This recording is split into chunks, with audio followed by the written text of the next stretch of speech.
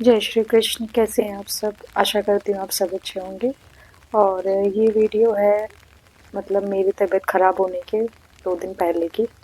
तो मैं अपलोड नहीं कर पाई थी, तो अभी एडिट वगैरह किया है। और ये बारिश हो रही है और बस हल्की हल्की बारिश हो रही थी, तो मैं छाता लेकर के गई थी छत पे देखने। अच्छा लगता है इस ऐसे मौसम में।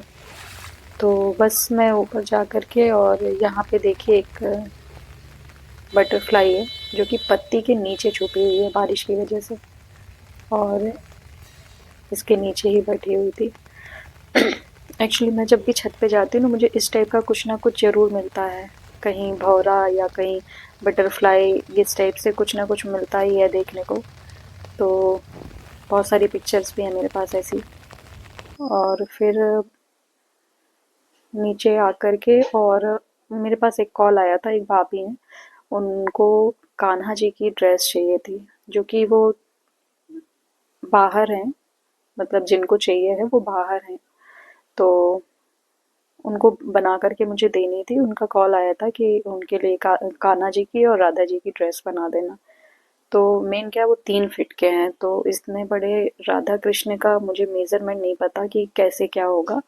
और फिर मैं कपड़े निकाल रही थी। एक्चुअली मेरे पास कुछ कपड़े रखे हुए हैं जो कि इसी टाइप के हैं, मतलब कि भगवान के कपड़ों के लिए, इस टाइप के हिसाब के, मतलब जो वर्क वाले ब्लाउज वगैरह के भी कपड़े होते हैं उसी टाइप का है। तो मैं उसमें से बस चेक कर रही थी कि किस में मतलब किस में क्या डिज़ाइन बना करके तो अच्छा लगेगा। इसीलिए मैं देख रही थी, इसमें चेक कर रही थी। फिर थोड़ी देर बाद उनका कॉल ही आ गया कि आप मत परेशान हो, अभी बीच में कोई ना कोई जाएगा तो वो आपको नाप दे देगा। तो मैंने बोला कि आप एक काम करो, आप नाप रहने दो, आप उनके कपड़े ही भिजवा दो जो भी उनके साइज़ का हो। तो फिर अभी मैंने नहीं बनाया, उसको रख दिया है कपड़ों को। और यहाँ पे मैं अपनी साड़ी में फॉल लगा रही हूँ।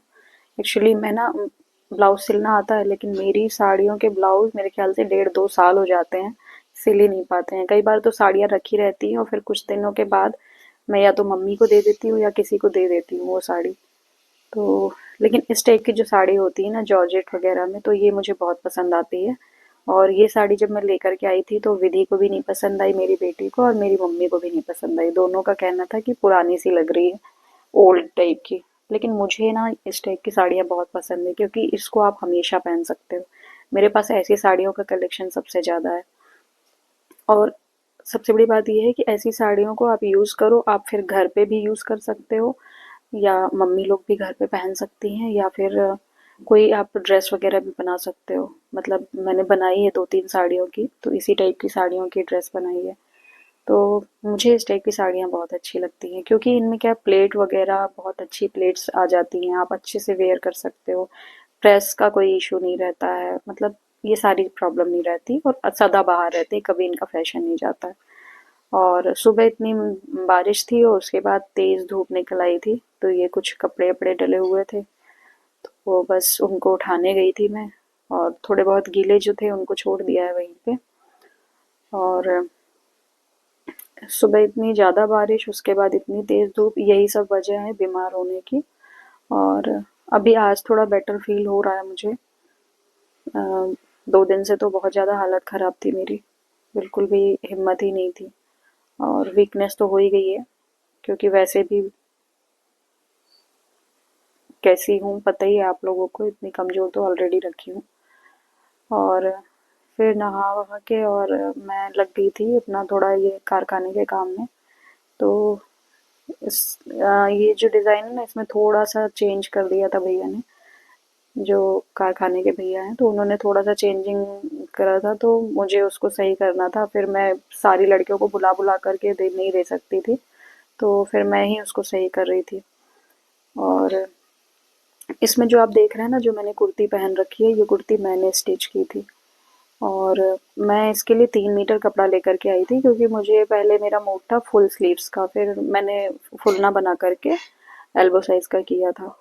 और इसका जो फैब्रिक था 3 मीटर ना, तो उसमें से थोड़ा सा फैब्रिक बच गया था, तो मैंने अपने लिए एक ब्लाउज भी बनाया था, वो भी साड़ी के साथ कभी वेयर करूंगी तो आपको बताऊंगी, बहुत ही अच्छा लगता है।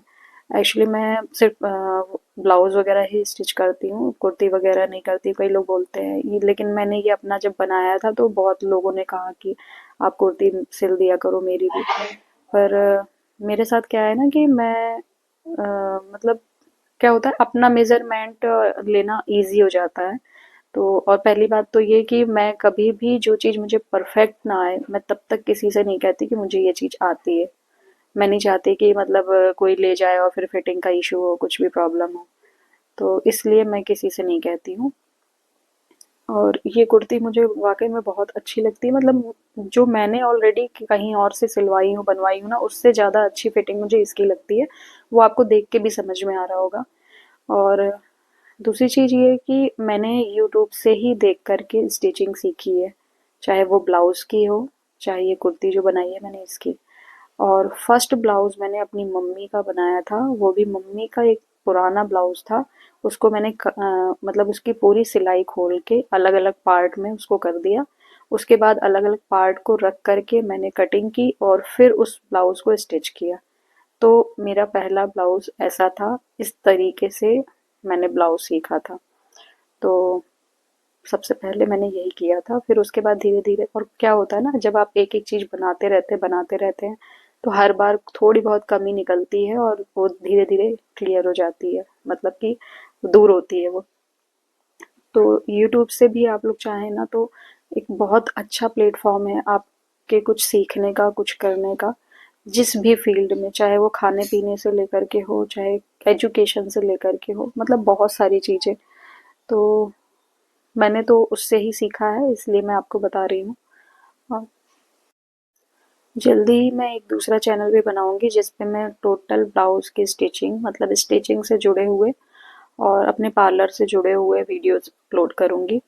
तो ये था मेरा आज का वीडियो, फिर मिलती हूँ आपसे नेक्स्ट वीडियो में। तब तक के लिए जय